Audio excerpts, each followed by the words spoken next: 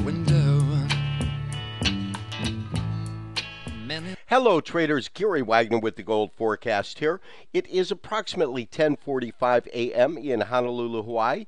30 minutes left in the trading day, June 1st, first day of the month, Wednesday, and this is the daily report. We have gold currently trading up approximately $5 to $6 higher. As you can see, the print on the board is at 1540 currently. You can also see that it has been as high as up about $10 or $11 in trading last night, and it has been a little bit lower, but on this daily candlestick chart you can clearly see that we still have an up day. Now, we have an up day when at the same time we have had tremendous pressure in the silver market and the precious metals overall. You have the stock market, which has been selling off drastically. You have the dollar, which has been under pressure. So we have a cornucopia of fundamental data and news out there today, but I believe on a technical basis, we do have gold following pretty much the track that we thought that it would. In terms of a channel line, it is above a channel line. I want to see it on a closing basis. We are no way getting the same kind of pressure that we got in and are getting in the silver complex today. Silver itself is trading down between 4 and 5%, currently trading down about $1.60. So tremendous pressure in the silver market. Now, I did receive a question from one of our subscribers, and the question was, I'm wondering what is the exact point that we are measuring the start of this wave 5 from? Is it the low of 1472 on the 17th? Or is it a few days later when it breaks out of the pennant? There might be a $15 difference. Now, I do want to answer that directly, because my sentiment is if I have a subscriber writing me an email, there's other subscribers that might be looking at that. Now, to do that, I'm simply going to bring up a chart that we used during that time period itself, and we could look at it a couple of ways, but the way that I believe is most likely is that we did get what's called a basic pennant breakout. And rather than having a straight ABC correction, if you recall, my belief is that we had basically a 5-legged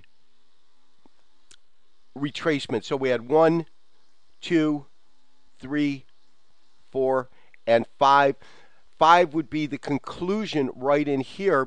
This would be the actual conclusion of the corrective wave 4, the larger 4 within this correction here. And then, of course, this is what would be called the thrust line itself. As you can see, when we do look at this chart, what I am finding interesting is that as we blow this up, you'll notice that these are a lot of different Fibonacci retracements that I have, but the market genuinely seems to have a period of burst, a period of consolidation. Here we have more consolidation. So I expect the market to, in essence, consolidate for a while and then burst up when we're in the impulse part of our wave. And of course, I would expect it to trade lower when we're in the corrective portions of our waves. I hope that answers your question. We are currently looking in candlestick, straight candlestick format at a intraday, a variable 60-minute chart. Reason for bringing this chart up this morning is to show you basically this consolidation that we hit. Market trades a little bit lower, but this huge burst that we get, realize that with hourly candles, you're looking at the major portion when the market traded up to about 1550. That was our high today. So we're currently about $11 off of that high.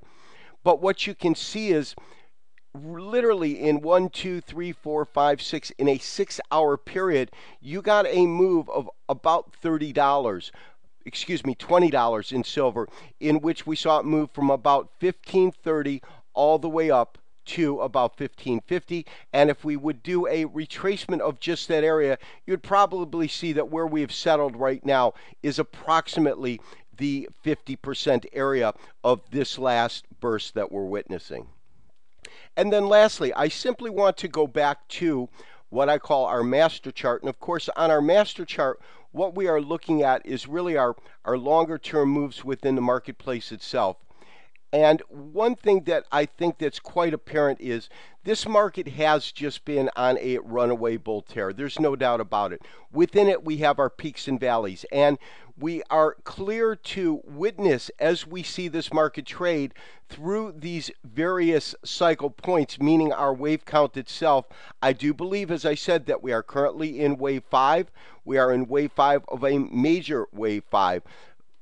3 being here, 4 being here, 2 being here. So we had a tremendously large wave 3 when you consider the amplitude of this wave here, a very quick sell-off. And so that when we look at the actual time cycle that was involved with this last major wave, it seems quite clear to me that there is a high likelihood that we will see this sustained rally as we move through this cycle. As I said, the market's not going to run straight up or down. We have a position at 1488. Market currently trading at 1539, call it 1540 in that area. So we have some very good profits in that particular trade right now. And I also believe that we are at what I'll call the crux beginning of this final move here. And when we look at it in that way, I still think that we have a ways to go in the market. And as I said, the tops that I'm looking at, and this is based on some of the projections that we talked about yesterday, I am still looking and adamantly believe that in terms of a lower target, that's going to be right at around the $1,600 level. The higher target, as I said, what I'm calling my favorite zone is between 1,650 and 1,600. I believe that the market will probably trade to that area and create new highs as we go and work further with this current wave 5. This has been Gary Wagner wishing you, as always, good trading. We'll talk to you tomorrow for another daily report and review. Bye-bye. many sights to see. And when I look in my window, so many different people to be, that it's strange, so strange.